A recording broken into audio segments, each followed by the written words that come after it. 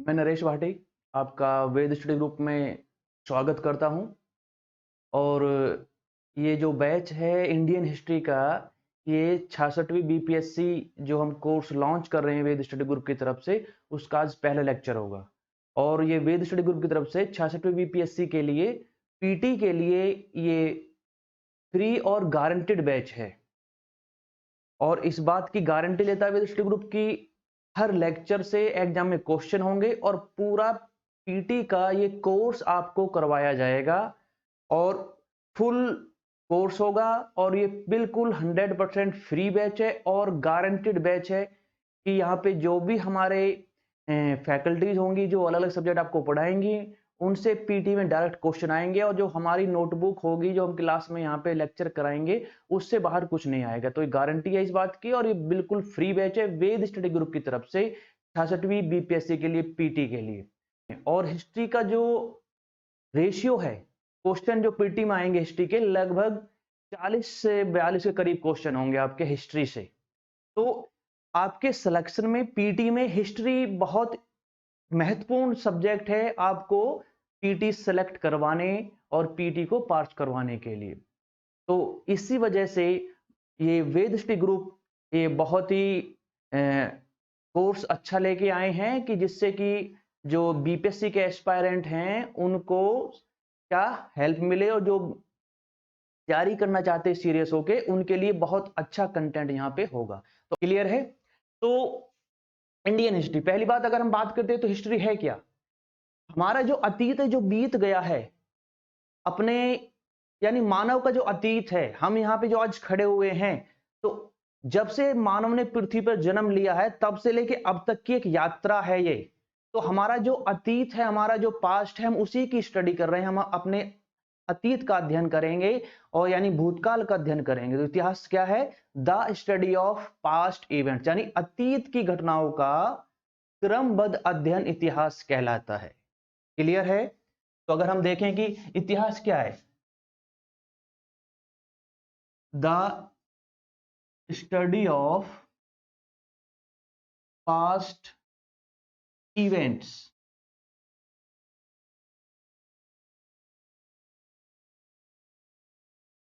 अतीत की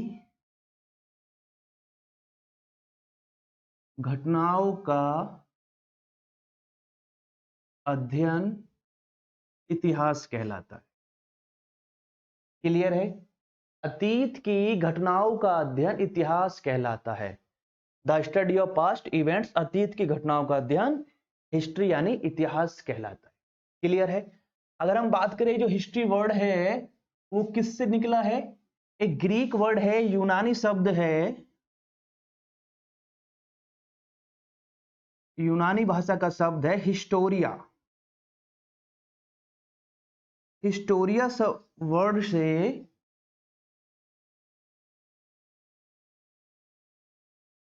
Historia word से ये हिस्ट्री निकला है, जिसका मतलब होता है छानबीन के द्वारा प्राप्त किया गया ज्ञान। छानबीन के द्वारा प्राप्त किया गया ज्ञान। The knowledge get by investigation, the knowledge get by investigation.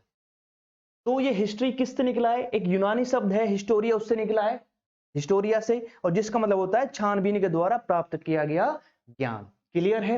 अब एक क्वेश्चन अक्सर आता है वनडे एग्जाम में पूछा जाता है, जैसे बिहार सिविल सर्विस की बात करें, या हम यूपी पीसीएस की बात करें, या छत्तीसगढ़ पीसीएस की बात करें, या राजस्थान पीसीएस की बात करें, या एमपी पीसीएस की बात करें, या हम यूपीएससी की बात करें, तो अक्सर एक क्वेश्चन आता है कि फादर ऑफ हिस्ट्री किसे कहा जाता है, यानी इतिहास का पिता या इतिहास का जनक किसे कहते हैं, यहां से क्वेश्चन आता है। तो यूनान के रहने वाले एक स्कॉलर, एक विद्वान थे जिनका नाम था हेरोडोटस। तो हेरोडोटस को इतिहास का जनक यानी फादर ऑफ हिस्ट्री कहा जाता है। तो इसको भी आप नोट करेंगे। अगर यहां से क्वेश्चन बनता है फादर ऑफ हिस्ट्री कौन है, father of history, father of history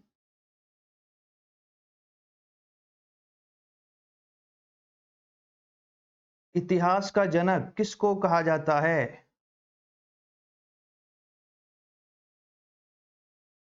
तो यूनान के एक स्कॉलर हुए हैं, ग्रीक के रहने वाले, यूनान के, जिनका नाम है हेरोडोटस। हेरोडोटस, हेरोडोटस को इतिहास का पिता कहा जाता है। हेरोडोटस इंपॉर्टेंट है, यहां से क्वेश्चन आता है, इसको आप हमेशा याद रखेंगे। फादर ऑफ हिस्ट्री, हेरोडोटस को इतिहास का पिता या इतिहास का जनक कहा जाता है। Herodotus, father of history. Clear है इतना सभी को? तो ये थी बात यहां पे। अब हम देखेंगे कि हमारा जो पीटी का जो सिलेबस होगा 66वीं बीपीएससी के लिए वेद स्टडी गुरु की तरफ से, जो आज पहला लेक्चर है हिस्ट्री का, तो अब हम इसके बाद सिलेबस देखेंगे कि क्या हमारा इंडियन हिस्ट्री का, भारतीय इतिहास का 66वीं बीपीएससी के लिए, पीटी के लिए हिस्ट्री का क्या सिलेबस है और कौन कौन से टॉपिक हमें पढ़ने हैं, तो अब हम उसको देखते हैं। क्लियर है?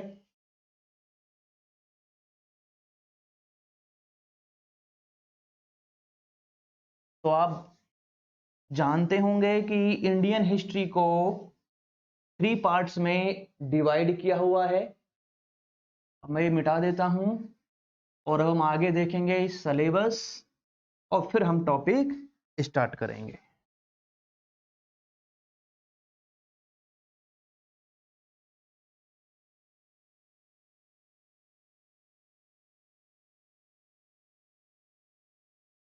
इंडियन हिस्ट्री, इंडियन हिस्ट्री को 3 पार्ट्स में डिवाइड किया हुआ है, आप जानते होंगे।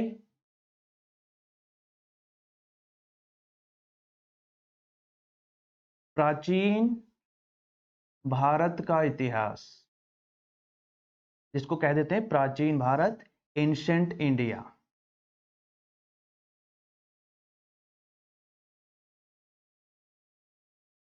फिर इसको सेकंड होता है मध्यकालीन भारत का इतिहास,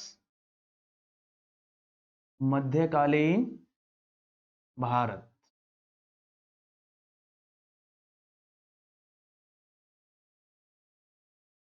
मेडिवल इंडिया,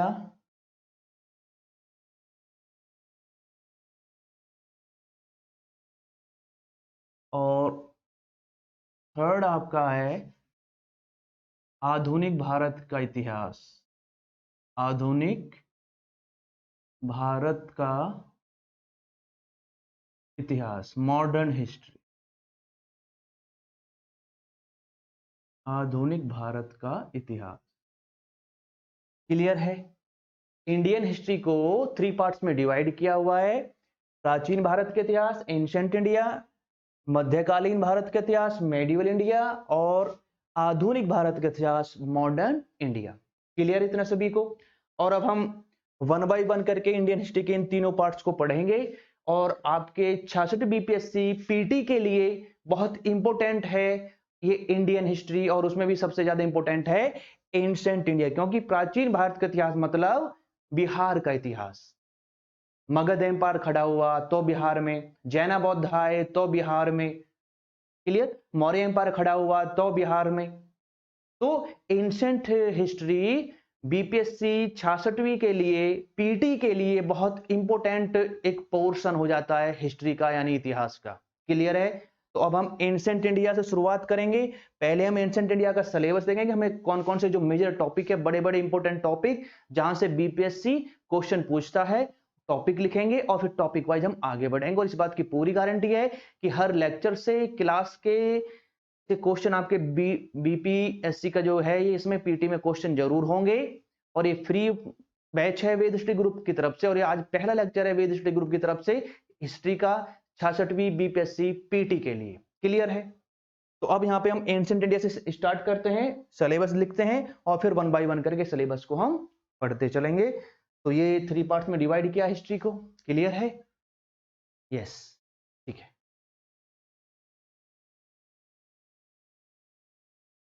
तो अब हम बात करते हैं एंशिएंट हिस्ट्री, प्राचीन भारत का इतिहास।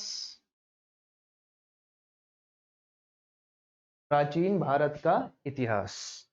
हम सिलेबस देखते हैं।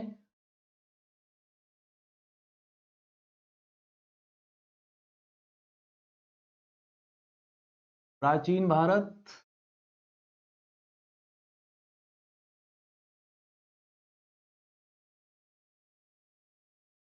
जिसको एंशिएंट हिस्ट्री कहा जाता है।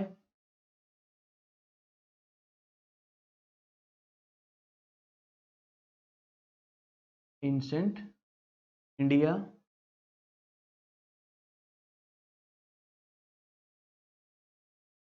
यस।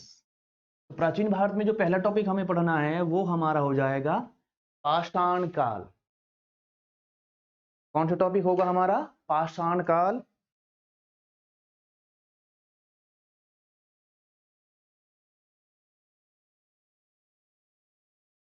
पाषाण काल। दूसरा जो टॉपिक होगा हमारा सिंधु घाटी सभ्यता।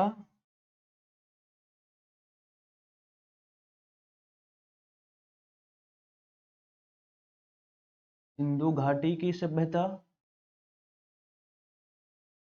या इसका दूसरा नाम होता है हड़प्पा सभ्यता। बात एक ही है, सिंधु घाटी की सभ्यता या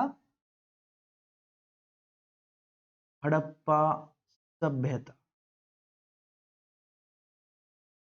तीसरा टॉपिक हो जाएगा हमारा वैदिक काल। वैदिक काल। चौथा टॉपिक हो जाएगा हमारा जैन धर्म, बौद्ध धर्म। जैन धर्म और बौद्ध धर्म।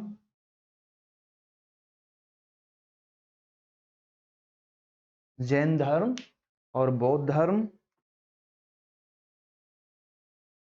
पांचवा टॉपिक हमारा होगा 16 महाजनपद।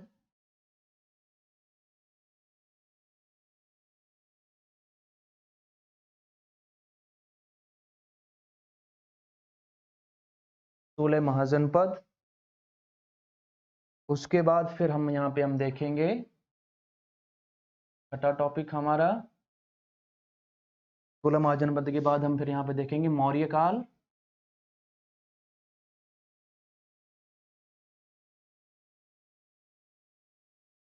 गुप्त काल।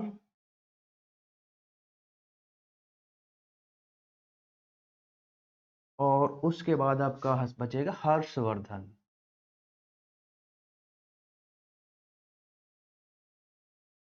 हर्षवर्धन। तो ये हमारे बड़े बड़े इंपॉर्टेंट टॉपिक हैं एंशिएंट हिस्ट्री में। जैसा कि यहाँ पे आप देख रहे हैं, पाषाण काल, स्टोन एज, सिंधु घाटी की सभ्यता या हड़प्पा सभ्यता, वैदिक काल, जैन धर्म और बौद्ध धर्म, और अगला टॉपिक 16 महाजनपद। उसके बाद मौर्य काल, गुप्त काल और हर्षवर्धन। एक राजा हुए थे हर्षवर्धन। तो ये हमारे एंशिएंट इंडिया यानी प्राचीन भारत का जो इतिहास है उसके बड़े बड़े मेजर टॉपिक हैं जहां से आपके एग्जाम में क्वेश्चन पूछता है एग्जामिनर। क्लियर इतना सभी को? ठीक है। तो आज हम यहाँ पे वेद स्टडी ग्रुप की तरफ से जो 66 बीपीएससी के लिए पीटी का जो बैच फ्री ऑफ कॉस्ट है, फुल्ली गारंटेड क्वेश्चन आएंगे और ये बिल्कुल फ्री बैच है। और आज ये एंशिएंट हिस्ट्री का पहला लेक्चर है वेद स्टडी ग्रुप की तरफ से। क्लियर है? तो आज हमारा पहला टॉपिक है यहाँ पे पाषाण काल। तो ये सिलेबस आपने लिख लिया होगा उम्मीद करता हूं मैं, और सिलेबस आप लोगों ने लिख लिया होगा। अब हम बात करते हैं आगे जो टॉपिक है हमारा पाषाण काल। पाषाण काल, एक बार ये सिलेबस आप लिख लें और फिर हम आगे चलते हैं। तो यहाँ पे बहुत इंपॉर्टेंट रोल प्ले करेगा पीटी बीपीएससी के लिए हिस्ट्री। 40 से 42, 45, 40 से 45 करीब क्वेश्चन होते हैं हिस्ट्री से। तो हिस्ट्री पर अच्छे से कमांड अगर आप लोगों की हो जाएगी तो आपका बीपीएससी पीटी क्लियर हो जाएगा। 66 बीपीएससी जो दिसंबर में एग्जाम होना है। क्लियर है? यस। ठीक है। तो अब हम बात करते हैं पहला जो हमारा टॉपिक है एंशिएंट हिस्ट्री का, पाषाण काल। तो ये मैं मिटा देता हूँ सिलेबस और फिर हम आगे बढ़ते हैं। अब हम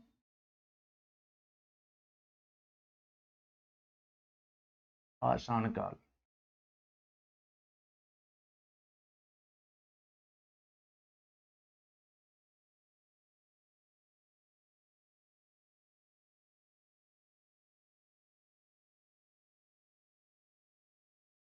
पाषाण काल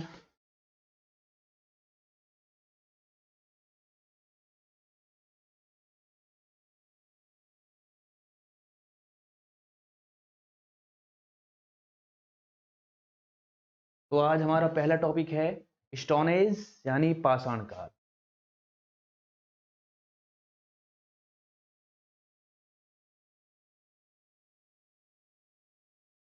जिसको कहते हैं हम पाषाण काल।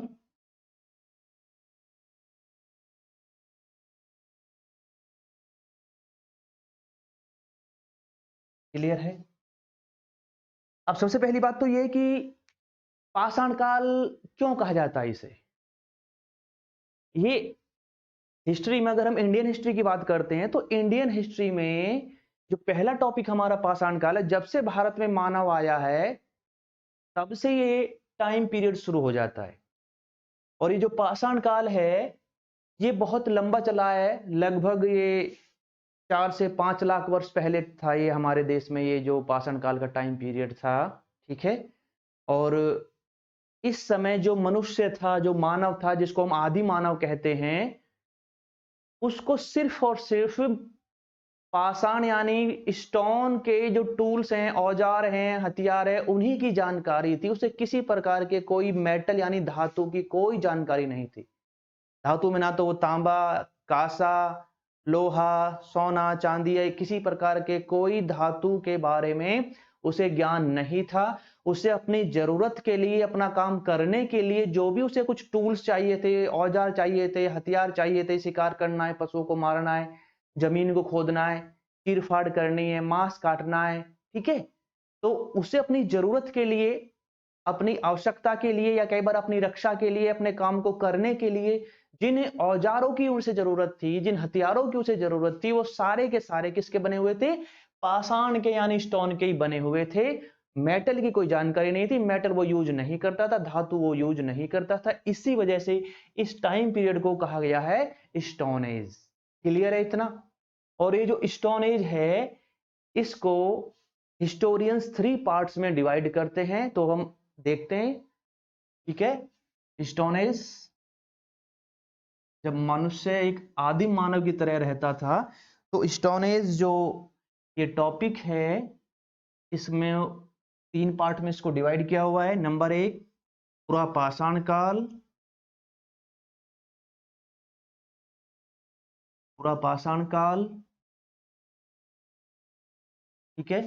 इसको इंग्लिश में पैलियोलिथिक बोल देंगे।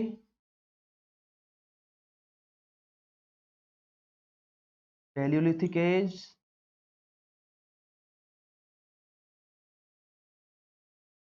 दूसरा आपका हो जाएगा मध्य पाषाण काल,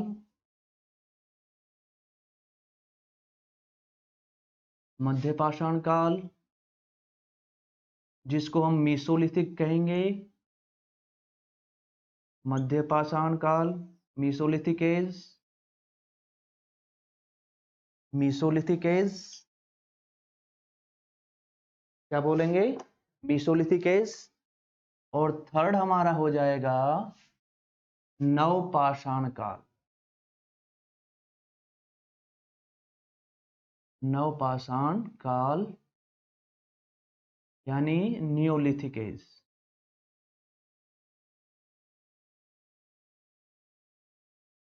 क्या कहेंगे इसको? Neolithic age. ये आपका तो पाषाण काल को 3 पार्ट्स में डिवाइड किया हुआ है। पाषाण काल को 3 पार्ट्स में डिवाइड करते हैं, पुरापाषाण काल, मध्य पाषाण काल और नवपाषाण काल। क्लियर है इतना? तो ये तो समझ में आ गया होगा कि पाषाण काल क्यों कहा गया इसको। क्योंकि मनुष्य जो आदिम मानव था, जो जंगलों में रहता था, पहाड़ियों में, नदियों के किनारे, गुफाओं में जो रहता था, वो क्या यूज करता अपनी जरूरत के लिए? जो उसे हथियार औजार चाहिए, वो सारे के सारे हथियार या उसके औजार सब के सब पत्थर के ही हैं। इसी वजह से इस टाइम पीरियड को कहा गया है स्टोन एज पाषाण काल, कोई उसे धातु की जानकारी नहीं थी, जैसा कि मैं आपको बता चुका हूं। क्लियर इतना? और ये पाषाण काल को हमने फिर 3 पार्ट्स में, 3 भागों में इसको डिवाइड कर दिया है, पुरापाषाण काल, मध्य पाषाण काल और नवपाषाण काल। अब हम इस पाषाण काल के जो 3 अलग अलग पार्ट हैं, इनको एक एक करके, जो आपके इंपोर्टेंट एग्जाम में पूछता है क्वेश्चन, उसको देखेंगे। क्लियर है इतना सभी को? ठीक है। तो ये जो पाषाण काल जो टॉपिक है, ये जो टॉपिक है, ये ऐसे उसमें आता है, यानी इस समय मनुष्य कोई भी पढ़ना लिखना भी नहीं जानता था। तो ऐसा टाइम पीरियड इतिहास का जिसके बारे में कोई लिखित में सूचना नहीं है, उसे प्राग ऐतिहासिक काल कहा जाता है। तो जो स्टोन एज है, ये किस उसमें पड़ेगा? प्राग ऐतिहासिक काल में आएगा ये, प्राग ऐतिहासिक काल। तो हमारा ये टॉपिक है स्टोन एज, कौन से इतिहास का उसमें आएगा? प्राग ऐतिहासिक काल।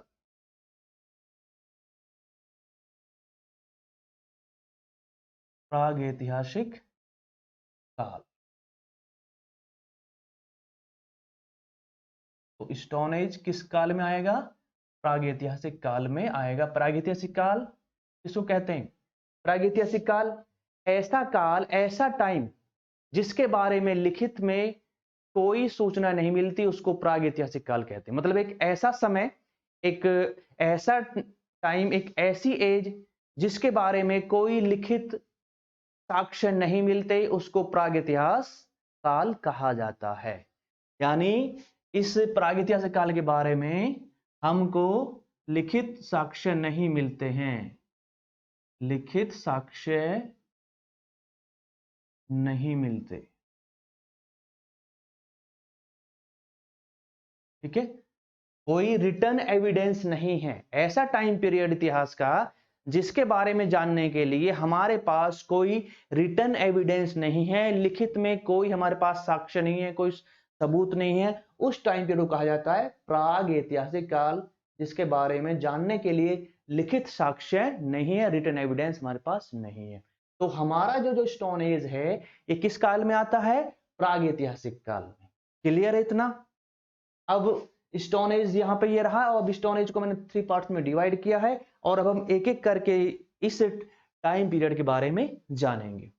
एक क्वेश्चन बहुत इंपॉर्टेंट है, यहां से आप सभी याद रखेंगे हमेशा, कि ये जो हमारा इतिहास जो लिखा गया था, प्राचीन भारत का इतिहास, मध्यकालीन और आधुनिक भारत का इतिहास, तो जब यहाँ पे आधुनिक भारत जब हम देखेंगे, पढ़ेंगे, तो अंग्रेज आए थे बाहर से। वो एक व्यापारी के रूप में आए थे, भारत के साथ व्यापार करने आते थे, खासकर मसालों का व्यापार किया करते थे। ठीक है, और भारत जो था उस समय छोटे छोटे राजाओं में बटा हुआ था, कोई एक बहुत बड़ा या पूरे भारत का कोई एक राजा नहीं था।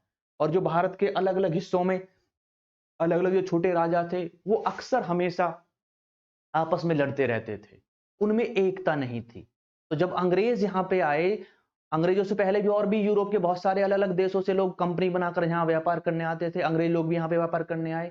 ठीक है, अंग्रेजों ने देखा कि भाई यहाँ का सामान खरीदने के लिए हमें अपने देश से सोना चांदी लाना पड़ता है, और वो सोना चांदी यहाँ पे हमारा खर्च होता है। तो अंग्रेजों ने सोचा कि क्यों ना हम ऐसा करें कि भारत के किसी हिस्से पे कब्जा कर लें, ठीक है, और वहां से हम फिर टैक्स वसूल करें, और फिर भारत के ही पैसे से यहाँ का सामान खरीदेंगे, मसाले, कपड़े, और उनको ले जाके फिर हम यूरोप में बेचेंगे, तो हमको ज्यादा फायदा होगा, और अपने देश से हमें सोना चांदी भी लाना नहीं पड़ेगा, हमारे देश का धन दौलत यहाँ के खर्च नहीं होगा।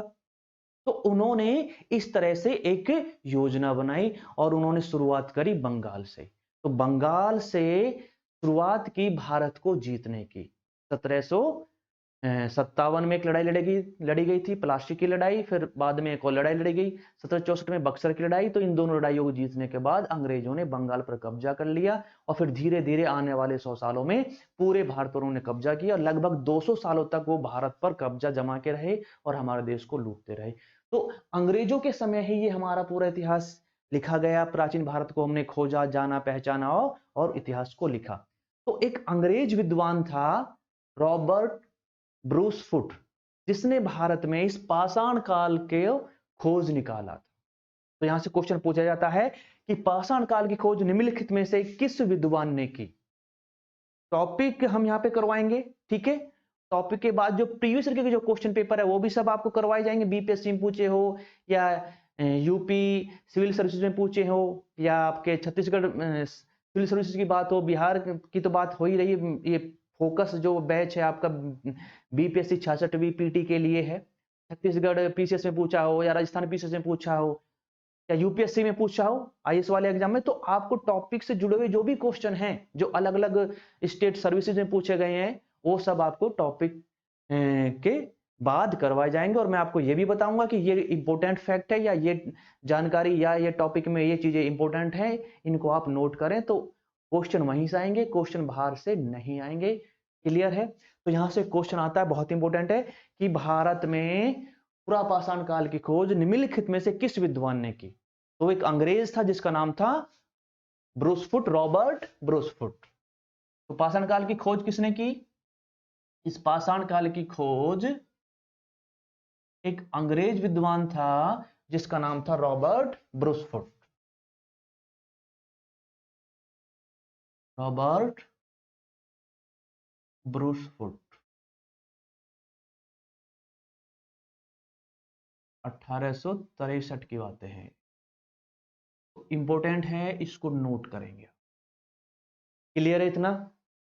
तो भारत में सबसे पहले रॉबर्ट ब्रूसफुट ने इस पाषाण काल की खोज की थी, और उसको दक्षिण भारत में एक इस पाषाण काल के समय का एक औजार टूल मिला था। ठीक है, एक उसको जो कहते हैं हैंडेक्स मिला था एक। क्लियर है? कुल्हाड़ी प्राप्त हुई थी। क्लियर है? तो यहां से क्वेश्चन पूछा जाएगा कि सबसे पहले पाषाण काल की खोज किसने की? Robert Bruce Foote. सबसे पहले पाषाण काल का जो हथियार मिला, जो औजार मिला, वो क्या था? वो था कुल्हाड़ी। क्या था? कुल्हाड़ी। पत्थर का था ये कुल्हाड़ी, जिसको हैंडेक्स कहते हैं। हैंडेक्स।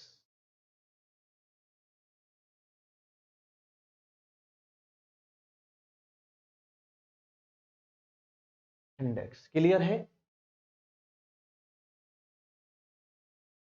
तो पाषाण काल की खोज किसने की स्टोन एज की?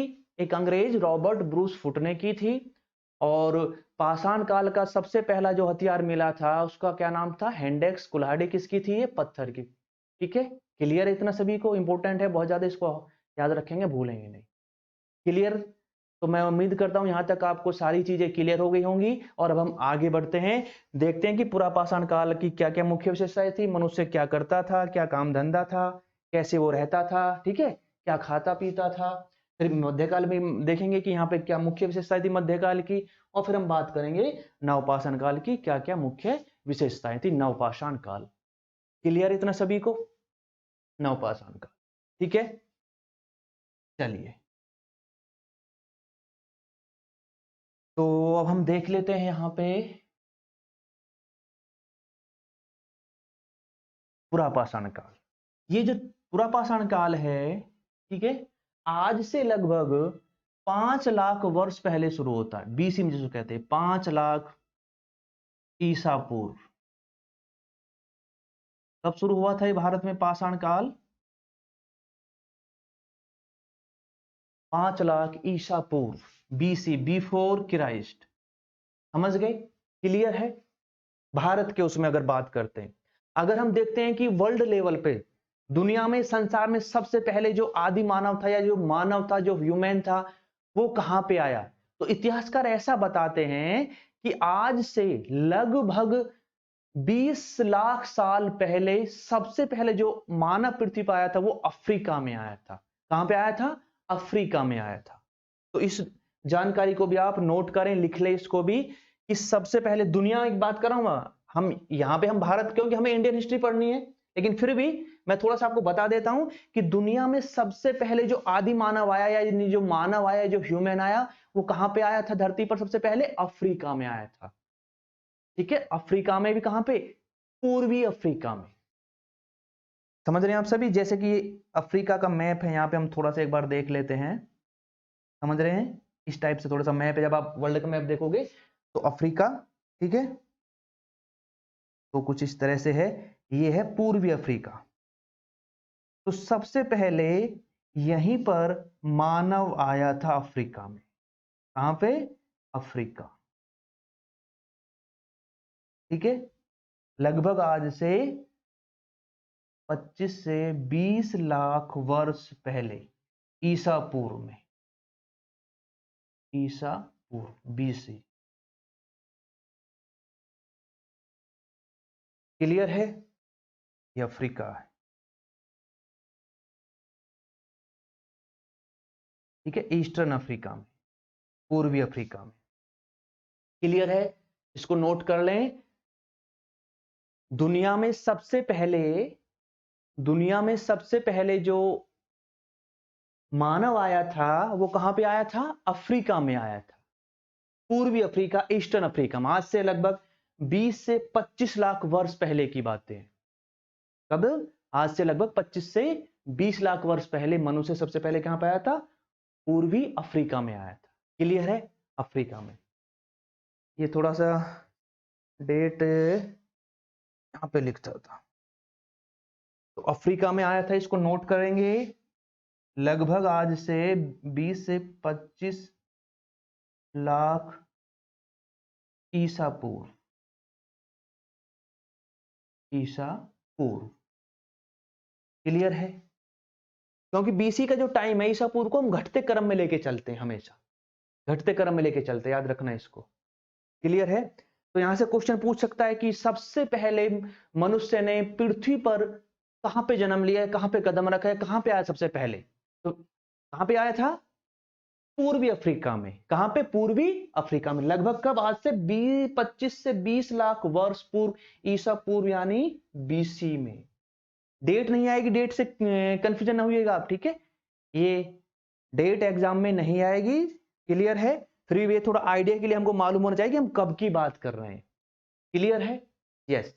कुछ डेट ऐसी हिस्ट्री में जिनको लेकर हिस्टोरियन यानी इतिहासकारों में आपस में मतभेद है, और कुछ फैक्ट, कुछ डेट क्लियर है ही नहीं। कुछ इतिहासकार कुछ बताते हैं, किसी कुछ बुक में कुछ मिलेगा, किसी में कुछ मिलेगा, लेकिन हम यहाँ पे NCERT जो बुक है, भारत सरकार की जो बुक है, उसमें जो डेट लिखी हुई है उसके अनुसार ही आपको यहाँ पे बताई जा रही बातें, ऑथेंटिक सोर्सेज से बताई जा रही हैं। तो आप इस बात की चिंता ना करें, और कोई डेट वेट ज्यादा याद नहीं करनी है हिस्ट्री में। एंशिएंट में बहुत कम डेट है, कुछ मॉडर्न में यानी आधुनिक और मध्यकालीन भारत में कुछ डेट हैं, तो हम बता देंगे जो इंपोर्टेंट डेट होगी। तो डेट को लेकर आप परेशान होने की जरूरत नहीं है। तो सबसे पहले मानव कहां पे आया था? अफ्रीका में। क्वेश्चन बनेगा क्या कि सबसे पहले आदि मानव या मानव कहां पे आया था? 4 ऑप्शन होंगे, अफ्रीका, एशिया, यूरोप, इस तरह से लिखा होगा, तो आप अफ्रीका पे टिक लगाओगे। क्लियर है? डेट नहीं पूछेगा।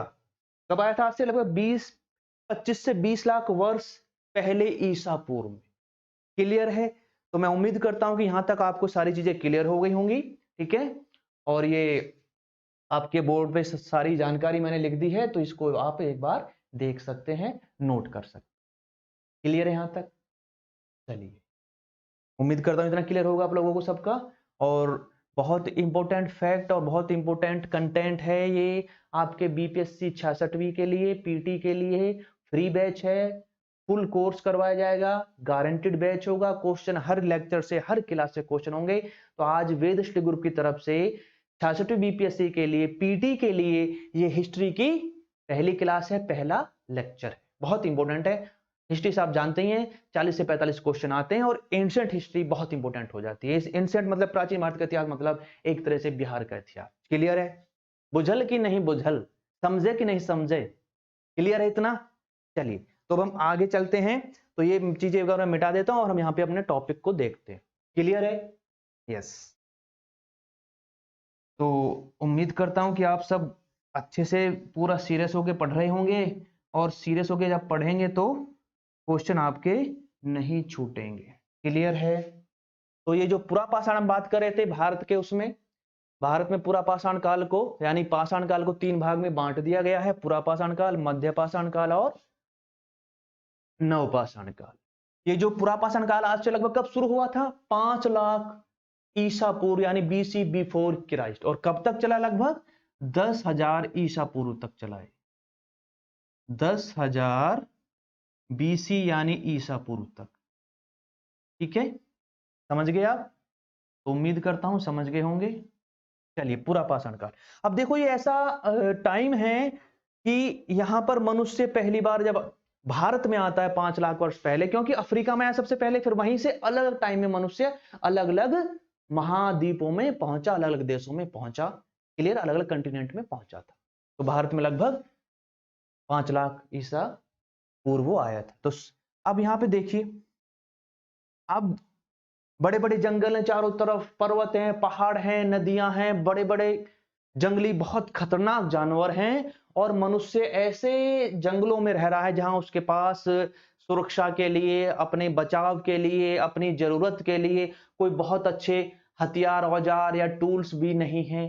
ठीक है, मेटल की यानी उसे धातु की कोई जानकारी उसे है ही नहीं। शिकार करना है तो कैसे करेगा, है अपनी रक्षा करनी कैसे करनी, कुछ खोदना है, काटना है, पीटना है तो कैसे काटेगा, समझ में आई बात है। और इस समय उसे कोई जानकारी नहीं है, ना तो उसे खेती बाड़ी की जानकारी है, एग्रीकल्चर कृषि, ना वो कोई घर बनाना जानता है, ना कोई उसे पशुपालन की जानकारी कि पशु को पाल ले, भेड़ बकरी भैंस गाय, हाँ कोई जानकारी नहीं है, ना उसे पढ़ना आता ना लिखना आता, उसे कुछ भी नॉलेज नहीं है।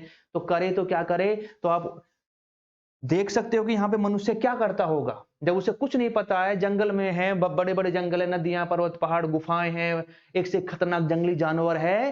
तो ये बताइए कि ऐसे समय में, ऐसे टाइम में, ऐसे माहौल में, एनवायरमेंट में क्या उसका मुख्य काम धंधा रहा होगा, हाँ कैसे अपना पेट भरेगा, क्या करेगा, उसे कुछ नहीं पता है। अनाज है ही नहीं, खेती बाड़ी की उसे जानकारी है नहीं, खेती बाड़ी जानता ही नहीं है उतना, उसके पास अभी दिमाग भी नहीं है, ना उसे इतना सोच पाया, ना उसे कुछ कर पाया। पशुपालन भी उसे नहीं आता है कि भाई भेड़ बकरी अपने पाल ली और खा ली मार के, हैं मीट अनाज की रोटी बनाई चपाती और अपना दाल भात खा लिया, हाँ दाल भात भी नहीं है उसे, कुछ है ही नहीं, उसे पता ही नहीं है, जानता ही नहीं कुछ उपजाना। तो क्या करेगा भाई, क्या खाएगा, सीधी सी बात है। तो क्या करेगा, शिकार करेगा। ग्रुप में लोग इकट्ठा होके पशुओं का शिकार करेंगे, उसी से पेट भरेंगे। घर पे बच्चे बीवी बैठ के इंतजार कर रहे हैं कि कब आए, शिकार करे, पेट भरे, वरना भूखा सोना पड़े। समझ में बात है, घर में कोई दाल भात या कोई मीट मछली मुर्गा वगैरह की कोई व्यवस्था नहीं है, समझ रहे हैं। तो इस समय पूरा पाषाण काल के मनुष्य की जो विशेषता थी क्या थी, अगर कोई आपसे पूछे कि भाई पूरा पाषाण काल का मनुष्य क्या करता था, आदिम मानव जो है क्या काम धंधा था उसका, मेन ऑक्यूपेशन क्या था उसका, मेन फीचर क्या थे, मुख्य विशेषता क्या थी, वो क्या करता था, तो क्या करता है वो, शिकारी है, हंटर है, शिकारी। समझ में बात है, क्या है वो, शिकारी है। तो सबसे बड़ी मुख्य विशेषता क्या हो जाएगी पुरापाषाण काल की, क्या करता है मनुष्य, शिकार करता है, बड़े बड़े जंगली जानवरों का या छोटे भी जानवर जो भी मिलेंगे उनको मारेंगे, खाएंगे और अपना पेट भरेंगे और जिंदा रहेंगे। मान लीजिए कभी शिकार नहीं मिला तो जंगल में, फिर क्या करेंगे, भूखा रहना पड़ेगा फिर, और तो कुछ है नहीं खाने को। तो कई बार क्या है, औरतें जो होती थी, जब आदमी ज्यादातर शिकार करने के लिए जाते थे पुरुष लोग ही जाया करते थे, तो औरतें क्या करती थी, जंगलों में जो भी उन्हें कंदमूल मिले, कुछ फल वल मिल गए पेड़ों के नीचे, कुछ जड़ वगैरह मिल गए जो कहते हैं ना कंदमूल, ठीक है, fruits and roots, fruits and roots कंदमूल। तो क्या करेंगे, इस तरह से जंगलों में जो कुछ खाने योग्य हैं, फल फ्रूट हैं जिनको हम कंदमूल कहते हैं, उनको इकट्ठा करके बटोर के रखेंगे, उनको भी खाएंगे। समझ में बात है। तो क्या करता है मनुष्य, नंबर 1 शिकारी, और दूसरा काम क्या है वो, खाद्य इकट्ठा करके पाना, यानी खाद्य संग्रह कर जिसको कहते हैं। समझ में बात है, मतलब हंटर्स एंड फूड गैदरर, शिकारी और भोजन इकट्ठा करके खाने वाला। कंदमूल इकट्ठा कर लिए कहीं से, कुछ पेड़ों से कुछ फल मिल गए कुछ, ठीक है, कुछ पेड़ पौधों की कुछ जड़ें होती हैं उनको खा लिया जाता है। तो क्या है, फ्रूट्स एंड रूट्स, मतलब कंदमूल इकट्ठा करके वो खाता है, यानी भोजन इकट्ठा करके खाने वाला शिकारी है। और क्या है वो उसकी मुख्य विशेषता, खाद्य संग्राहक। खाद्य संग्राहक मतलब भोजन इकट्ठा करके खाने वाला, खाद्य संग्रह। तो इस समय का जो मानव है उसकी दो विशेषता क्या है, नंबर 1 शिकारी है, वो शिकार करता है, और क्या करता है, खाद्य संग्राहक है, मतलब भोजन को इकट्ठा करके खाने वाला खाद्य संग्राहक। ठीक है, क्लियर है, फूड गैदरर, आइए बस समझ में। और यहाँ पे जो उसके टूल्स हैं, जो उसके औजार हैं, वो कैसे होंगे, उसके जो टूल्स हैं, उसके जो औजार हैं, बड़े बड़े बेढंगे टाइप के उसके औजार हैं, कोई बहुत अच्छे पैने छोटे ऐसे नहीं है, जुगाड़ टाइप, बस काम चल रहा है। ठीक है, भोतेर जिसको कहते हैं, ब्रंट इंस्ट्रूमेंट, ठीक है, तो यहाँ पे बेढंगे बड़े बड़े पत्थर के औजार हैं जिनसे वो पशुओं को मारता है, कुछ काटना है, कुछ खोदना है, कुछ मांस की चीर फाड़ करनी है, पशुओं की चीर फाड़ करनी है ना। समझ में आई बातें? तो कैसे टूल्स हैं उसके? मेटल उसे नहीं पता है, उसे धातु की कोई जानकारी नहीं है, समझ रहे हैं आप? तो उसे सिर्फ और सिर्फ किसके पता है? पत्थर ही है उसके आसपास, और वो पत्थर से ही अपना तोड़ फोड़ करके पत्थरों से ही अपने औजार बनाता है, काटने के लिए, छीलने के लिए, खोदने के लिए। और कैसे औजार हैं वो? बेढंगे बड़े रफ टाइप के टूल्स हैं उसके, जुगाड़ एक तरह से कह सकते हो, बस अपना काम चला रहा है किसी तरह से। समझ में बातें? जैसे कि टूल्स में क्या क्या हो जाएंगे, जैसे कि हैंडेक्स, हिंदी इंग्लिश में लिख लो, हैंडेक्स, जिसको हम कुल्हाड़ी कहते थे, हैंडेक्स, क्लीवर,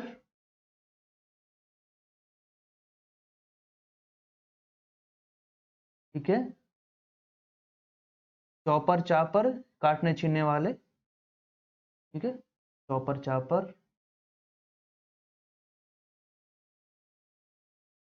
समझ में बात है? तो ये कुछ इस तरह के उसके टूल्स हैं। हैंडेक्स है, क्लीवर है, हैंडेक्स है, क्लीवर है, ठीक है, इंडेक्स हो गया, क्लीवर हो गया, क्लीवर, ठीक है, इंडेक्स, क्लीवर, चॉपर, चापर, समझ रहे हैं? दिख रहे हैं? दिख रहा है? क्लीवर, क्लीवर,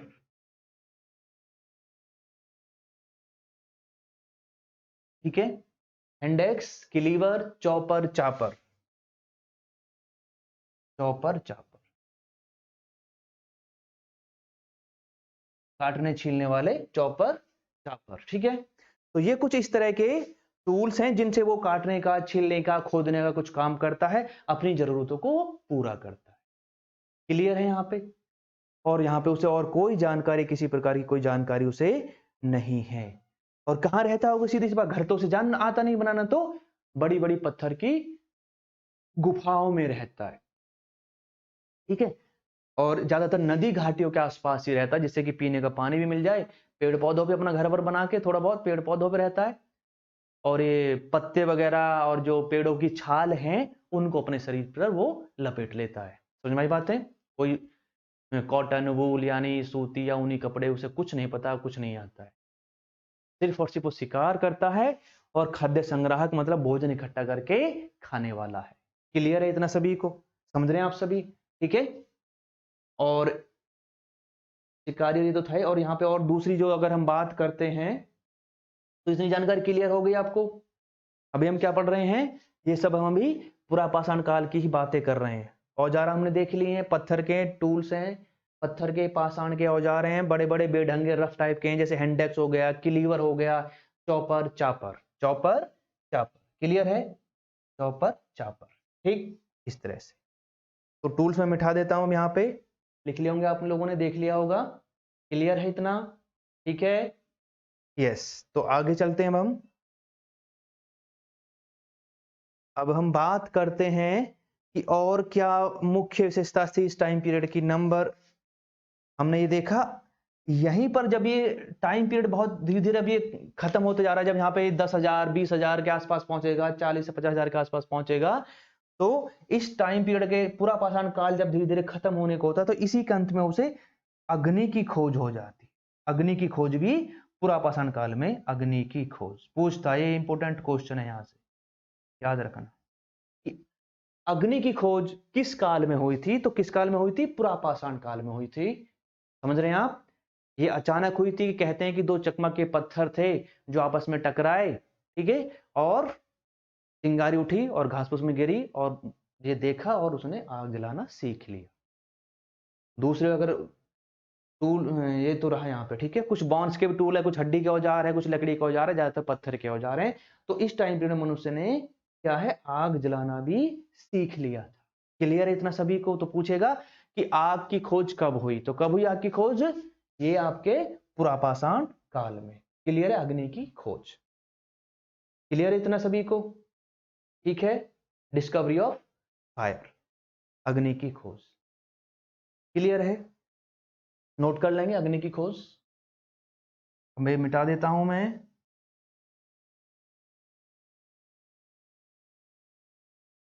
क्लियर हो गया।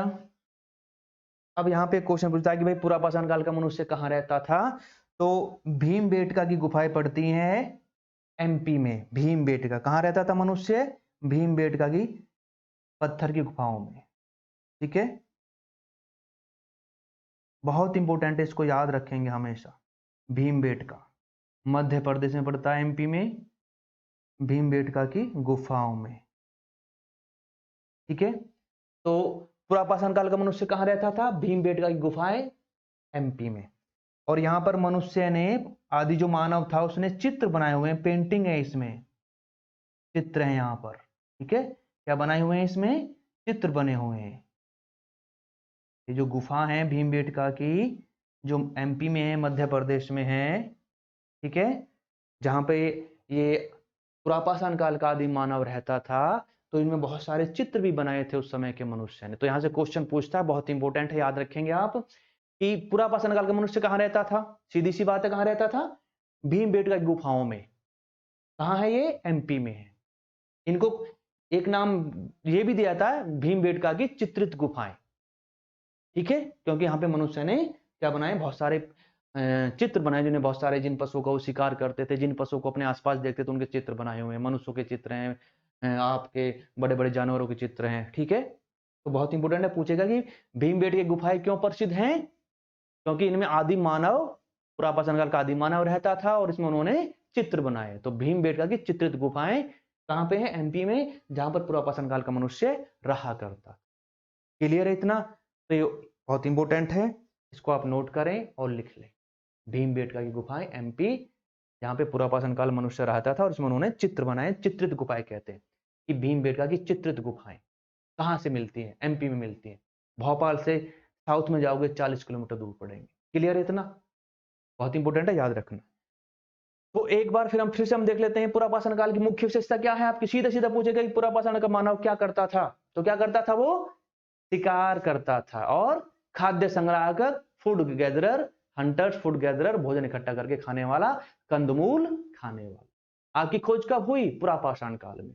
पुरापाषाण काल का मनुष्य कहां रहता था? भीमबेटका की चित्रित गुफाओं में रहता था। कहां पर?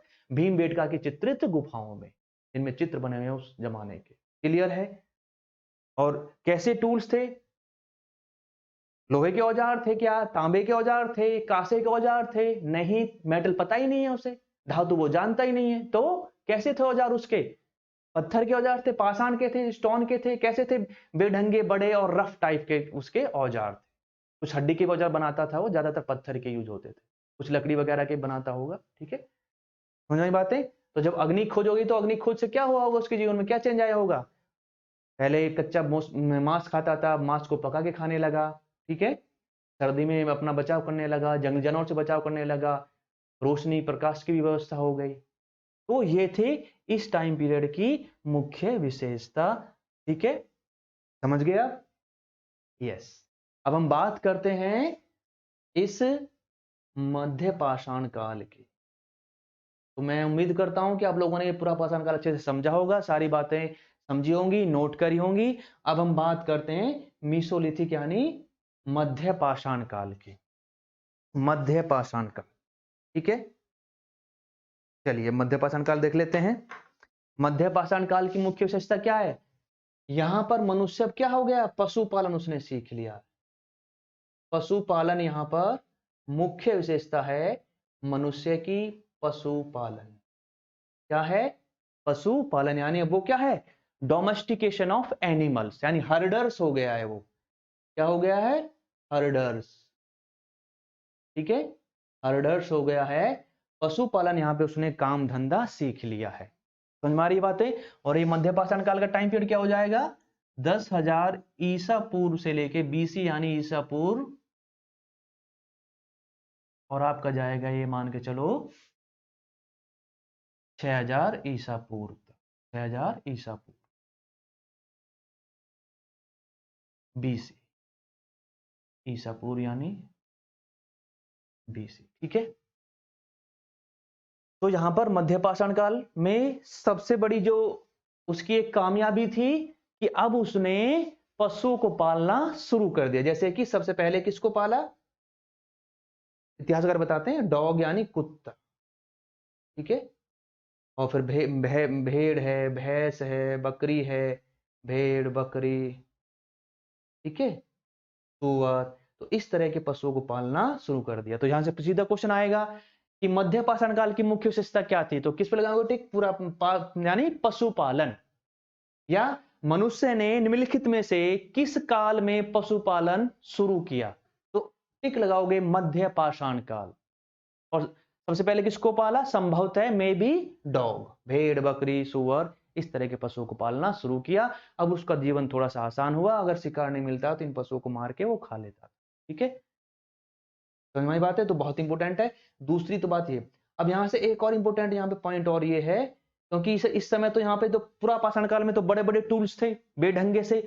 अब देखिए यहाँ पे कुछ छोटे जानवर हैं, उनका भी शिकार करना है जो बहुत तेज भी दौड़ते हैं। अब मनुष्य को जरूरत पड़ रही है अपने टूल्स में, औजारों में परिवर्तन किया जाए समय के अनुसार, समय की मांग है, डिमांड है।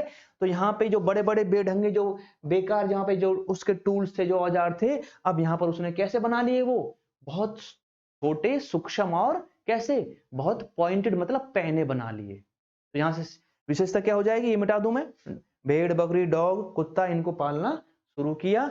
अब मैं बात कर रहा हूं यहाँ पे मध्य पाषाण काल में मनुष्य के जो औजार थे वो कैसे हो गए, सूक्ष्म पाषाण हो गए, सूक्ष्म पाषाण के औजार, जिनको हम कहते हैं माइक्रोलिथ्स। कैसे औजार हो गए अब, माइक्रोलिथ्स, सूक्ष्म पाषाण के औजार, जिनको हम कहते हैं माइक्रोलिथ।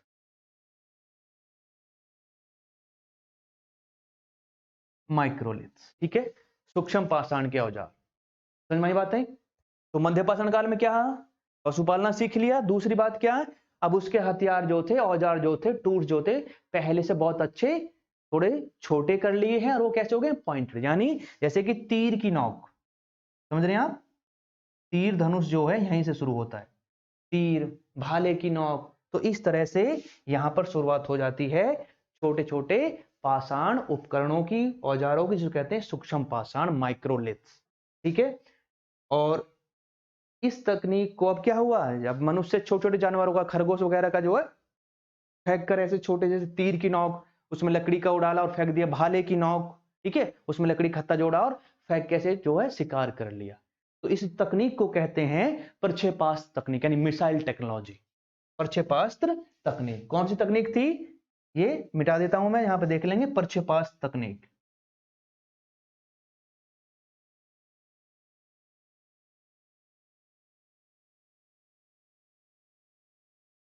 प्रक्षेपास्त्र तकनीक, या तो कैसे औजार थे उसके, प्रक्षेपास्त्र औजार थे, प्रक्षेपास्त्र औजार। तो कैसे औजार हो गए, प्रक्षेपास्त्र औजार, यानी प्रक्षेपास्त्र तकनीक पर आधारित उसके औजार थे। तो सीधा कुछ ना पूछेगा कि प्रक्षेपास्त्र औजार किस टाइम पीरियड में आए, प्रक्षेपास्त्र या प्रक्षेपास्त्र टेक्नोलॉजी या तकनीक पर आधारित औजार कहां पे थे, तो वो थे इसी मीसोलिथिक में, मध्य पाषाण काल में। ठीक है, और मध्य पाषाण काल का मनुष्य भी भीमबेटका गुफाओं में रहता था।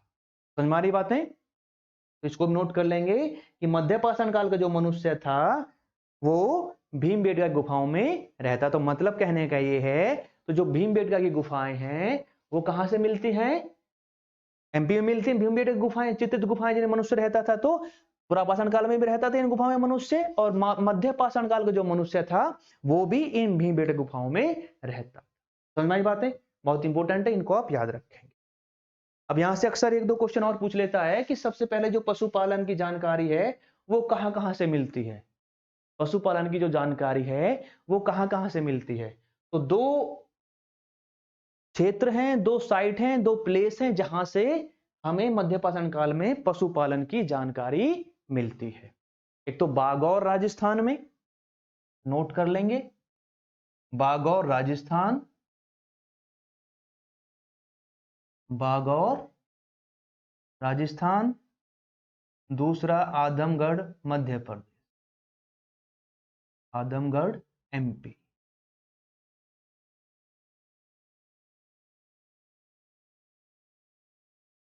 इन दोनों स्थानों से हमें बागौर राजस्थान और आदमगढ़ एमपी, इन दोनों स्थानों से हमें मध्य पाषाण काल में पशुपालन के बारे में जानकारी मिलती है। अगर यहां से क्वेश्चन पूछे कि मनुष्य ने सबसे पहले जब पशुपालन की शुरुआत की या पशुपालन जो शुरू हुआ काम मध्य पाषाण काल में, उसके बारे में जानकारी या उसके एविडेंस, उसके साक्ष्य कहां से मिलते हैं, तो बागौर राजस्थान और आदमगढ़ एमपी से हमें पुरा पाषाण यानी सॉरी मध्य पाषाण काल के बारे में, पशुपालन के बारे में जानकारी मिलती है।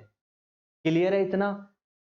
तो ये था आपका मध्य पाषाण काल। अब सबसे इंपॉर्टेंट है आपका नव पाषाण काल। कौन सा है? नव पाषाण काल। तो हमने पुरा पाषाण काल पढ़ा, मध्य पाषाण काल पढ़ा, और अब हम बात करेंगे नव पाषाण काल की। किसकी बात करेंगे अब हम? नव पाषाण काल। क्लियर है इतना सभी को? उम्मीद करता हूं कि सबको क्लियर हुआ होगा। तो अब ये मैं मिटा देता हूं पुरा पाषाण काल और मध्य पाषाण काल, और अब हम बात करते हैं इस जो हमने पाषाण काल का जो तीसरा हमारा जो एक एज थी जिसका नाम था नियोलिथिक यानी नव पाषाण काल। समझ गए ना? यानी हमने पूरा पाषाण यानी जो पाषाण काल था, जो हमारा जो स्टोन एज था, उसको हमने 3 पार्ट में डिवाइड किया। पूरा पाषाण काल हमने पढ़ लिया, मध्य पाषाण काल, और तीसरे हम जो पार्ट इसकी बात करते हैं अब, जिसका नाम है नव पाषाण काल। क्लियर है इतना सभी को? ठीक है, यस। तो एक बार ये मैं मिटा देता हूं और फिर हम आगे देखते हैं, आगे बढ़ते हैं। अब हम बात करेंगे नव पाषाण काल। नव पाषाण काल क्लियर है? नव पाषाण काल,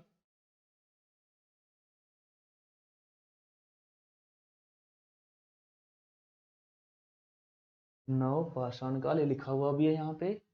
नव पाषाण काल हमने पूरा पाषाण काल पढ़ लिया, मध्य पाषाण काल पढ़ लिया, अब हम पढ़ते हैं नव पाषाण काल। तो ये भी मैं इधर मिटा देता हूं।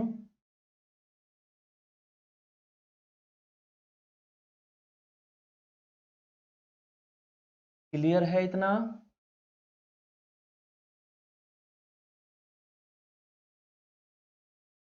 अब हम बात करते हैं नव पाषाण काल की। इसकी बात करते हैं नव पाषाण काल। ये भी मैं ऊपर मिटा देता हूं एक बार।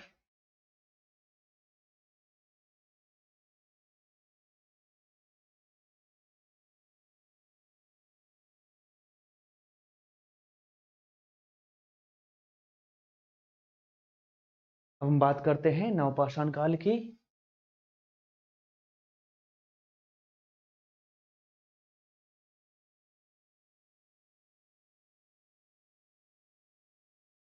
नवपाषाण जो 6000 ईसा पूर्व से शुरू होता है और लगभग आपका चलेगा 2000, और दक्षिण भारत में तो 1000 बीसी तक चलेगा, ईसा पूर्व। ईसा पूर्व, ठीक है, नवपाषाण का ईसा पूर्व। ठीक है इतना? चलिए, ये बहुत इंपॉर्टेंट है आपके एग्जाम में, यहां से सीधे सीधे क्वेश्चन आएंगे।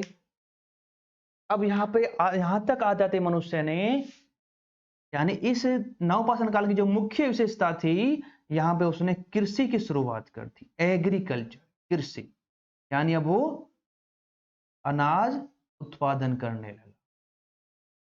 अनाज उत्पादन करने लगा।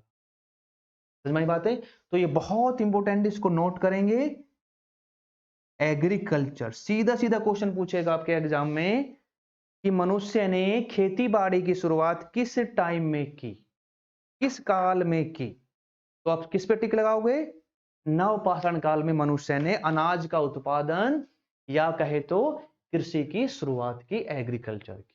समझ की बात है, बहुत इंपॉर्टेंट है, याद रखना इसको हमेशा। खेतीबाड़ी कब शुरू हुई, तब हमने अनाज उत्पादन शुरू किया, नवपाषाण काल में। क्लियर है? यहाँ पे बहुत इंपॉर्टेंट है, याद रखेंगे इसको हमेशा। ठीक है, आपको समझ में आई बातें? यस। और सबसे पहले जो अनाज था, कहते हैं सबसे पहले जौ की खेती बाड़ी, जौ, गेहूं, चावल, कपास, ठीक है, रागी, कुल्थी, ठीक है। तो ये मुख्य है जो अनाज थे जिनका उन्होंने, ये यूपीपीसीएस में क्वेश्चन पूछा हुआ था कि निम्नलिखित में से सबसे पहले किस अनाज का उत्पादन शुरू किया, गेहूं या जौ, दोनों ही साथ साथ हुए थे, लेकिन यूपीपीसीएस में जो आयोग ने आंसर माना था उन्होंने जौ बताया था। ठीक है, जौ, गेहूं, चावल, कपास, रागी, कुल्थी, तो इस तरह के अनाजों का उत्पादन या खेतीबाड़ी शुरू कर दी मनुष्य ने। समझ में बात है, इंपोर्टेंट जानकारी याद रखना इसको हमेशा। नंबर 2, फिर यहीं से शुरुआत होती है।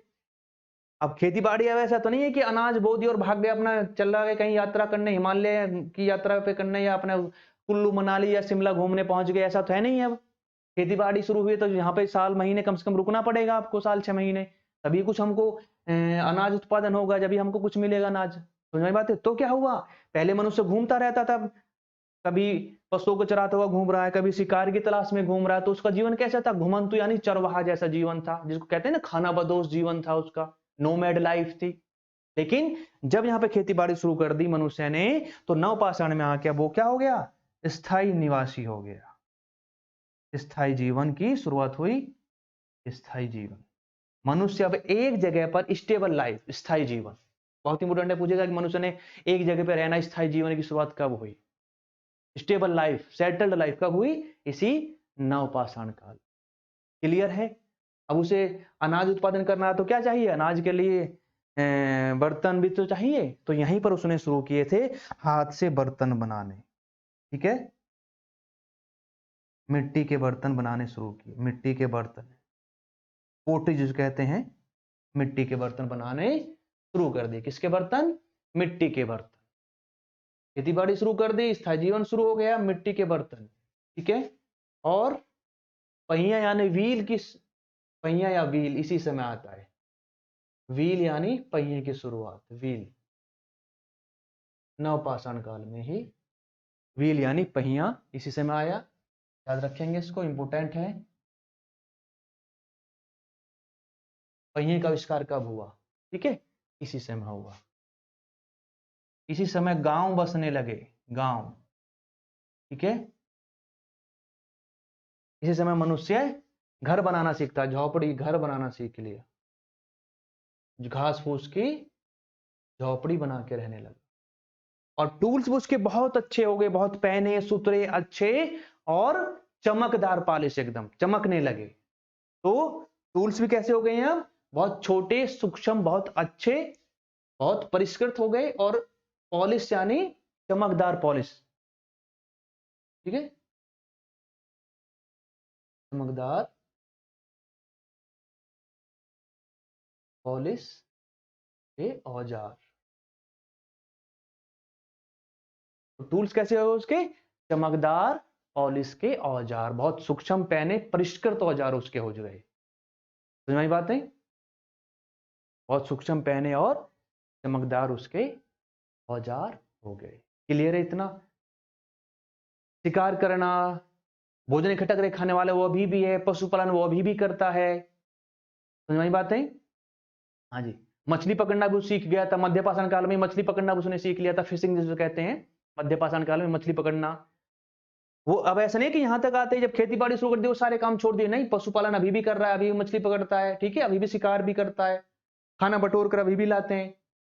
आज तक की बहुत सारी जनजातियां, आदिवासी लोग जंगलों में आज भी शिकार और भोजन इकट्ठा करके खाते हैं। तो ये विशेषता साथ साथ चलती रही थी। क्लियर है। तो ये इस टाइम पीरियड की मुख्य मुख्य विशेषता थी कि खेती की शुरुआत कब हुई, ठीक है, और स्थायी जीवन कब बना, मिट्टी के बर्तन हाथ से बनाने शुरू किए, बाद में फिर चाक से बनाने शुरू कर दिए थे, बाद में पहले हाथ से बनाए मिट्टी के बर्तन, ठीक है, अनाज रखने के लिए, अपना खाना खाने के लिए, ठीक है, पहिए की शुरुआत यहाँ पे हुई। ठीक है, उसके बाद बात करें तो फिर यहाँ पे गांव बसने लगे, छोटे छोटे लोग खेती बाड़ी करने, घर की घर बना के रहने लगा, झोपड़ी, और उसके टूल्स कैसे हो जाते हैं औजार उसके, बहुत ही चमकदार पहने और बहुत अच्छे सूक्ष्म पॉइंट और बहुत बढ़िया परिष्कृत यानी मॉडिफाई उसके क्या हो गए, ये टूल्स यानी औजार हो गए। क्लियर है आपको। तो ये इस नवपाषाण काल की मुख्य मुख्य विशेषता थी। अब क्वेश्चन यहां से पूछता है कि भाई नवपाषाण काल के बारे में हमें कहां कहां से कौन कौन से स्थानों से पता चलता है। वो कौन कौन से स्थान है जहां से हमें नवपाषाण काल के बारे में जानकारी मिलती है? तो सबसे पहले जो एक स्थान है आज पाकिस्तान में पड़ता है वो मेहरगढ़। बलूचिस्तान पाकिस्तान का एक स्टेट है, राज्य है बलूचिस्तान, उसमें एक जगह पड़ती है, एक स्थान, एक साइट है जिसका नाम है मेहरगढ़। तो भारत में इस नवपाषाण काल की जो शुरुआत हुई थी वो कहां से हुई थी? मेहरगढ़ से हुई थी। ठीक है, तो मैं कुछ इस नवपाषाण काल के इंपोर्टेंट जो आपके साइट है जो एग्जाम में पूछता है उनके नाम लिख रहा हूं, उनको भी आप एक बार नोट कर लें। क्लियर इतना आप सभी को? तो मैं उम्मीद करता हूं कि सारी जानकारी आप लोगों ने समझ ली होगी, देख ली होगी, सारी चीजें क्लियर है? हो गया इतना? तो अब मैं एक बार मिटा देता हूं, फिर हम आगे चलते हैं, आगे बढ़ते हैं। क्लियर है सभी को? इतना समझ में आया होगा आप लोगों को, उम्मीद करता हूं क्लियर है। तो अब कुछ नवपाषाण काल के इंपोर्टेंट साइट हैं उनको देख लेते हैं, फिर हम आगे बढ़ते हैं। नवपाषाण काल, तो ये मुख्य विशेषता थी, खेती बाड़ी करना सीख लिया, सेटल्ड लाइफ हो गई, और घर बनाना सीख लिया। तो ये क्या आविष्कार हो गया? बर्तन बनाने सीख लिए, घास फूस की झोपड़ी बना के रहने लगा। अब नवपाषाण काल की शुरुआत कहां से हुई थी, वो कौन कौन से स्थान हैं उनको हम एक बार देख लेते हैं। सबसे पहले कहां से होती है नवपाषाण के काल की शुरुआत? आपके मेहरगढ़ से। बहुत इंपॉर्टेंट है मेहरगढ़, बहुत बार पूछा गया। मेहरगढ़ कहां पड़ेगा? बलूचिस्तान। ठीक है, पाकिस्तान के अंदर है, बलूचिस्तान पाकिस्तान में। ठीक है, मेहरगढ़, यहीं से सारे नवपाषाण काल की शुरुआत हुई थी। बहुत इंपॉर्टेंट है, याद रखना मेहरगढ़। उसके बाद एक क्वेश्चन और आता है कि सबसे पहले भारत में चावल की जो खेती बाड़ी वो कहां से शुरू हुई थी, या चावल के बारे में कहां से हमें साक्ष्य मिलते हैं? मेहरगढ़ से तो सारा सब कुछ शुरू हुआ ही है। नवपाषाण काल, सारा नवपाषाण की शुरुआत कहां से हुई? सबसे पहले मेहरगढ़, जो बलूचिस्तान पाकिस्तान के अंदर पड़ता है। क्लियर इतना? दूसरा स्थान पड़ता है कोल्डी हवा। कोल्डी हवा बेलन घाटी, इलाहाबाद यूपी, जिसको प्रयागराज कहा जाता है। इलाहाबाद यानी प्रयागराज यूपी में। ठीक है, इलाहाबाद प्रयागराज यूपी। तो कोल्डी हवा से हमें सबसे पहले चावल के बारे में जानकारी मिलती है। तो यहाँ के लोगों ने सबसे पहले चावल की खेती बाड़ी शुरू की थी। चावल के साक्ष्य या चावल की भूसी, हस्क कॉपराइज कहाँ से मिलती है? तो सबसे पहले कोल्डी हवा, बेलन घाटी, इलाहाबाद, प्रयागराज, उत्तर प्रदेश, यहाँ से हमें जानकारी मिलती है। क्लियर है इतना? ठीक है,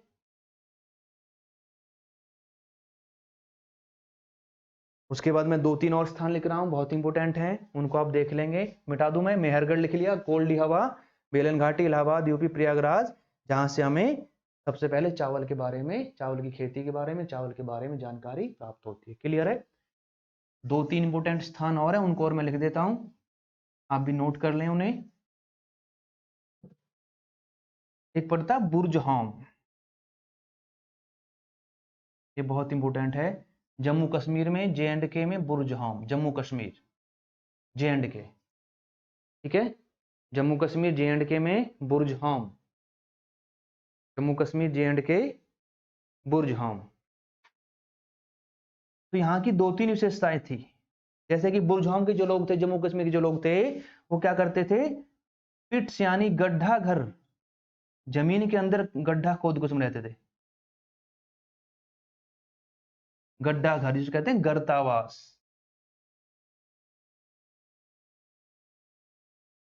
तो बुर्जहॉम के लोग क्या करते थे? जमीन के अंदर गड्ढा खोदकर उसमें झोपड़ी बनाकर, घर बनाकर रहते थे। तो ये बहुत इंपॉर्टेंट है, बार बार पूछा जाता है कि निम्नलिखित में से कहां के लोग गड्ढा घर यानी गर्तावास बनाकर रहते थे, जिसे कहते हैं पिट्स ड्वेलिंग, उनमें रहते थे। तो बुर्जहॉम के लोग।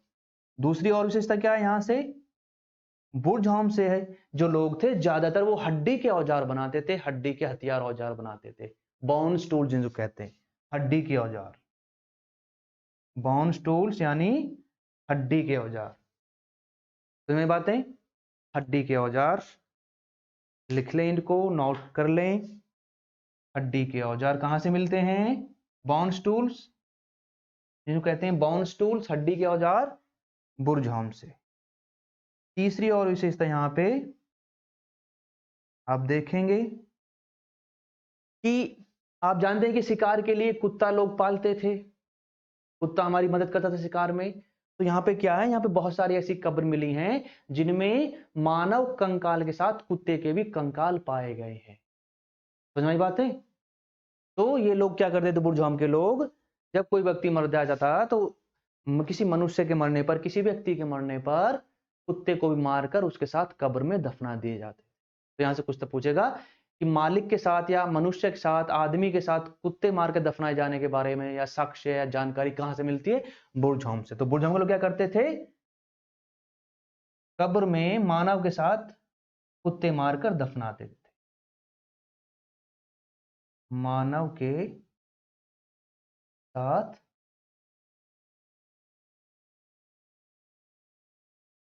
कुत्ते को भी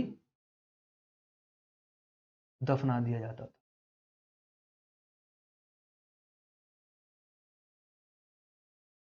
मानव के साथ कुत्ते को भी दफनाना, कहां से जानकारी मिलती है? ये जानकारी मिलती है बुर्जहॉम से। कहां से? बुर्जहॉम से। बहुत इंपॉर्टेंट है, इसको लिख लेंगे, यहां पे लिख देता हूं मैं। तो कब्र में मानव के साथ कुत्ते को भी दफनाया जाता था। क्लियर है? कब्र में मानव के साथ कुत्ते को भी मारकर दफना दिया जाता था। जैसे कि मान लीजिए कब्र है, इसमें मानव का कंकाल है और इसमें क्या है? इसमें कुत्ते को भी मारकर दफना दिया जाता था। तो यहां से सीधा क्वेश्चन पूछेगा कि मालिक के साथ कुत्ते को मारकर कहां दफनाया जाता था, कहां से ऐसी कब्र मिलती है? तो कहां से? बुर्जहॉम। इंपोर्टेंट है बहुत ज्यादा। नंबर 1, गड्ढा घर बना के रहते थे, गर्तावास। हड्डी का औजार को यूज करते थे ज्यादातर, जैसे 12 सींगा हिरन वगैरह की सींगों से बनाई गई हड्डी, बोन्स टूल्स। मानव के साथ कुत्ते दफनाए जाने का यहां से हमको साक्ष्य मिलता। क्लियर है? एक और आपके बिहार में पड़ता है, एक इंपोर्टेंट स्थान है चिरांद, वहां से भी हमको बहुत सारे इसके मिले हैं, हड्डी के औजार मिलते हैं चिरांद से। कहां से? चिरांद से। तो लिख लेंगे यहां पे चिरांद, मिटा देता हूं मैं, लिख लिया होगा आप लोगों ने, देख लिया होगा इतना, ठीक है। चिरांद बिहार में पड़ता है, यहां से भी हमको बहुत सारे हड्डी के औजार मिले हैं चिरांद। चिरांद बिहार, तो यहां से भी हमें बहुत सारे हड्डी यानी बोन्स टूल्स मिलते हैं, हड्डी के औजार। लिख लेंगे, नोट कर लेंगे, हड्डी के औजार, ठीक है। बोन्स टूल्स कहां से मिलते हैं हमको? चिरांद से मिलते हैं, बिहार में हड्डी के औजार बोन्स टूल्स। बहुत इंपॉर्टेंट है, इसको आप याद रखेंगे हमेशा। क्लियर है? तो ये कुछ इंपॉर्टेंट मेन आपके पॉइंट थे, साइट थे, जहां से हमें इस नापसंद काल के बारे में जानकारी प्राप्त होती है, जानकारी मिलती है। क्लियर है? तो ये जो आपका पुरापाषाण काल का जो टॉपिक है ये कंप्लीट होता है, और मैं कुछ साइट हैं उनको आप मैप में बना के दिखा देता हूँ, एक बार उनको भी आप नोट कर लो, जिससे कि आप भूले नहीं और मैप बना के चीजें याद रहे। क्लियर इतना सभी को? ठीक है, यस। तो ये मिटा देता हूं मैं। तो आज का जो हमारा वेद स्टडी ग्रुप की तरफ से जो आपके 66वीं बीपीएससी पीटी के लिए जो हिस्ट्री का पहला लेक्चर था, पाषाण काल, ठीक है, उसमें हमने आज क्या देखा? पाषाण काल। क्लियर है?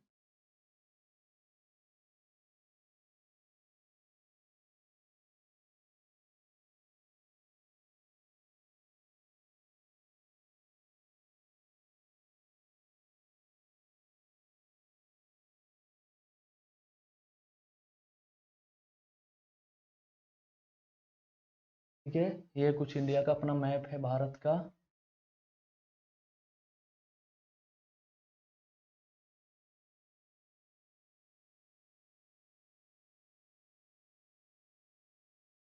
नॉर्थ ईस्ट वाला ये बांग्लादेश है, इस तरह से है। क्लियर है? यस। तो अब यहाँ पे मैं कुछ आपको साइट है उनको बना के आज पर दिखा देते हैं हम। ठीक है, जैसे कि बुर्ज होम आपका यहाँ पे है, क्लियर है। और एमपी में भीमबेटका है, ये गंगा जी है, ये यहाँ पे आपका कोल्डी हवा पड़ेगा,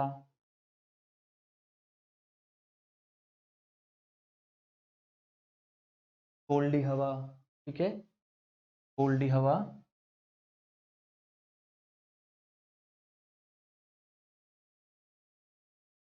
कोल्डी हवा इधर ही लगता हुआ आपका बिहार में चिरांद है,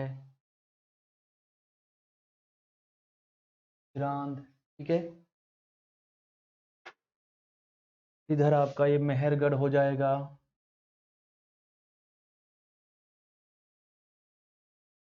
ठीक है, भीमबेटका हुआ। इधर आपका अगर तमिलनाडु में बात करें तो यहाँ पे कई स्थान हो जाएंगे, जैसे कि पेयमपल्ली,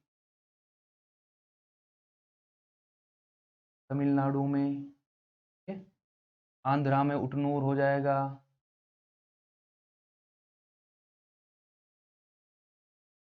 आंध्र प्रदेश। ठीक है, इधर कर्नाटका में आपके इधर पिकली हल हो जाएगा, कर्नाटका में। ठीक है,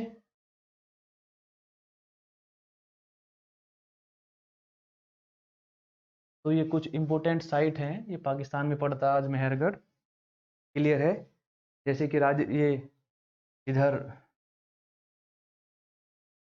ये आपका राजस्थान में एक डिडवाना पड़ता है, ये पूरा पाषाण काल का है डिडवाना। ठीक है, डिडवाना राजस्थान में। तो ये कुछ इंपोर्टेंट साइट हैं जहाँ से हमें इस पूरा पाषाण काल के बारे में जानकारी मिलती है। जैसे कि मेहरगढ़ में बहुत इंपोर्टेंट है आपका बुर्ज होम है आपका, ठीक है, भीमबेटका है आपका जो एमपी में पड़ता है, भीमबेटका, समझ रहे हैं आप। भीमबेटका हो गया, पिकली हल हो गया आपका कर्नाटका में, पिकली हल, कोल्डी हवा हो गया, चिरांद हो गया, उटनूर हो गया, पेयमपल्ली तमिलनाडु में, उटनूर आंध्र प्रदेश में। ठीक है, तो ये कुछ इंपोर्टेंट साइट थी जहाँ से हमें आपका पता चलता है कि कहाँ कहाँ से हमें क्या क्या मिलता है। जैसे कि एमपी में पड़ता है आपका ये आदमगढ़, एमपी में आदमगढ़। राजस्थान के अंदर एक और जगह पड़ेगी आपकी, जैसे कि आप मैंने बताया था ना आपको, राजस्थान में ये बागौर। ठीक है, डिडवाना मिटा के हम बागौर लिख देते हैं, बागौर। ठीक है, आदमगढ़ हो गया, बागौर हो गया। तो ये कुछ इंपोर्टेंट साइट है यहाँ पे जहाँ से हमें इस पूरा पाषाण काल के बारे में जानकारी मिलती है। क्लियर है इतना सभी को? तो उम्मीद करता हूँ कि आप सभी लोगों को चीज़ें समझ में आई होंगी, और गारंटी है इस बात की कि जो क्लास है, लेक्चर है, उससे बाहर क्वेश्चन नहीं होंगे, और इसी में सारे क्वेश्चन आएंगे, और जाके कहीं किसी दूसरी किताब की और बुक की हमें पढ़ने की ज़रूरत नहीं होगी। क्लियर है आप सभी को? तो ये आज वेद स्टडी ग्रुप की तरफ से 66 बीपीएससी के लिए फुल कोर्स है, गारंटेड कोर्स है, फ्री ऑफ कॉस्ट है, बिल्कुल मुफ्त में, फ्री में है सारा। और इस बात की गारंटी है कि क्वेश्चन यहाँ से सब जो क्लास में करवाएंगे वो आएंगे। तो हिस्ट्री क्या है, ये आपका बहुत इंपॉर्टेंट रोल प्ले करता है बीपीएससी में। 40 से 45 क्वेश्चन आपके हिस्ट्री से होंगे। क्लियर है? मिलते हैं फिर अगली क्लास में। Thank you so much.